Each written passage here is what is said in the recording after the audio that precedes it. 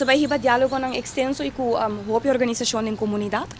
Nós não temos fijado especificamente quanto dia, pero sim, no próximo dia na imita querer por hasta bisa no próximo semana, está aqui nang loto mo lugar. Nós temos uma maneira com nossa palavra com o governador, 18 de seguinte fecha, para nós hiba reportaje se que verbalmente de que está sucedendo no momento aqui, que avance na tao atendem o processo, nós 18 te queda e não, esse aí nota algo que tem um deadline para nós. Pero finalmente nós espera sim hibando o processo aqui na forma que nós hibando e com assim na participação ativa de outra pessoa também de nossa organização que nós por agilizar o processo sim nós por quedar claro mais ligero possível. A primeira fecha que quizás lo ponen nombre que vai diferente vacatura para ministro.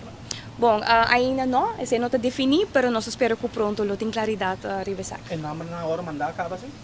Não, esse também não está no momento aqui tem o processo para começar aqui, então esse não está finalizado ainda. O último a mencionar que tem dois pontos de discussão que ambos partidos estão pensando com ele. Queda claro que dois pontos na casa. Bom, não sei qual ponto especificamente te referir a gente, pero em todo caso o processo está caminhando devido. Então, esse é nosso local que nós por visa. Seguro, me por papel de caso aqui de futuro, está caminhando de maneira deve ser.